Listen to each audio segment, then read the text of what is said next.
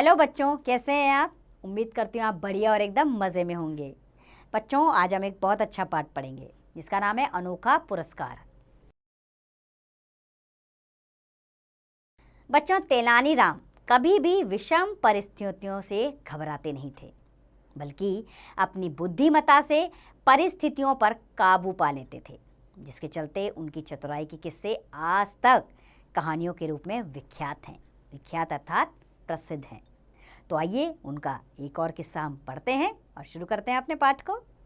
राजा कृष्णदेव राय ने युद्ध में विजय के अवसर पर एक उत्सव का आयोजन किया।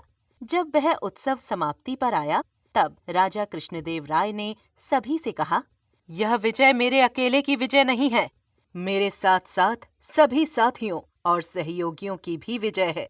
मेरी इच्छा है कि इस अवसर पर मैं अपने मंत्रिमंडल के सभी सदस्यों को पुरस्कार दूं, मगर मेरी एक शर्त है, और वह यह है कि सभी को अलग अलग पुरस्कार लेने होंगे। एक जैसा उपहार दो व्यक्तियों को नहीं मिलेगा। यह घोषणा करने के बाद राजा कृष्णदेव राय ने उस मंडप का पर्दा उठा दिया जिस मंडप में वे सारे पुरस्कार रखे हुए थे। फिर क्या था, सभी लोग अलग अलग पुरस्कारों में अच्छे से अच्छा पुरस्कार पाने को लालायित हो उठे। पुरस्कार वहां उपस्थित लोगों की गिनती के हिसाब से ही रखे गए थे। देखते ही देखते सभी को एक एक पुरस्कार मिल गया। सारे पुरस्कार ही कीमती थे, इसलिए जिसके हाथ जो पुरस्कार आया वह उसी में संतुष्ट हो गया।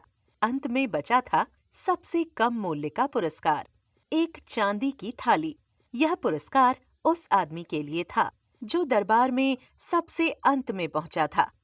सब लोगों ने इधर उधर अपनी नजरें दौड़ाईं तो पता चला कि तेनालीराम अभी तक दरबार में उपस्थित नहीं है।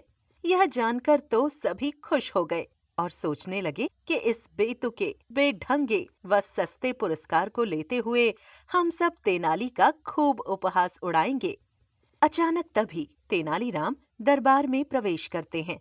उनको देखते ही सभी दरबारी एक स्वर में जोर से बोल उठे, आइए तेनालीराम जी, आपका अनोखा पुरस्कार आपका इंतजार कर रहा है।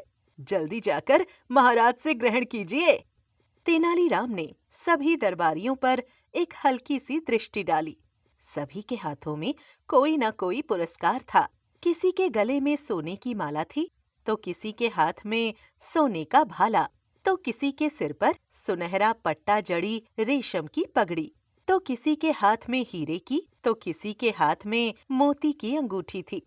चतुर तेनाली की समझ में अब सारा माजरा आ गया था।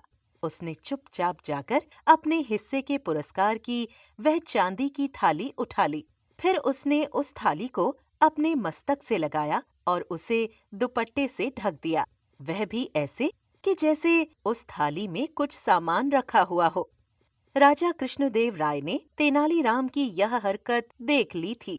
वह बोले, तेनालीराम, तुम थाली को इस तरह दुपट्टे से क्यों ढक रहे हो? क्या करूं महाराज, अब तक तो मुझे आपके दरबार से हमेशा अशर्फियों से भरे थैले ही मिलते रहे हैं, लेकिन यह पहला अवसर है कि मुझे चांदी की एक खाली थाली ही मिली है। मैं इस थाली को इसलिए दुपट्टे से ढक रहा हूँ ताकि आपकी बात कायम रहे। लोग यही समझे कि तेनालीराम को इस बार भी महाराज ने अशर्फियों से भरा थाल पुरस्कार के रूप में अपने नीति सलाहकार को दिया है।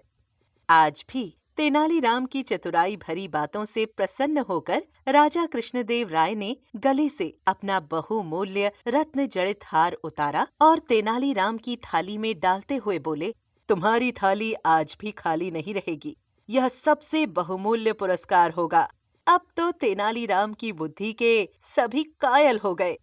थोड़ी देर पहले तक जो दरबारी उसका मजाक उड़ा रहे थे, वे अब खिसियाने से होकर एक दूसरे के मुंह की ओर देख रहे थे, क्योंकि आज भी सबसे कीमती पुरस्कार तो तेनालीराम को ही मिला था।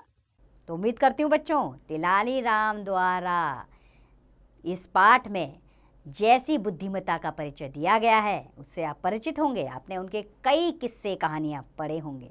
ऐसा ही किस्सा और कहानी आपने इस पाठ के जरिए भी समझा कि तेनालीराम कभी भी परिस्थितियों से घबराते नहीं थे और उसका बुद्धिमत्ता से मुकाबला करते थे। बस यही आपको भी अपने जीवन में करना है। विषम परिस्थितियों का मुकाबला आपको बुद्धिमानी के साथ करना है, अर्थात समय समय पर अपनी बुद्धिमत्ता का परिचय आपको देना है। अब इस पाठ का अभ्यास कार्य आप स्वयं कीजिए।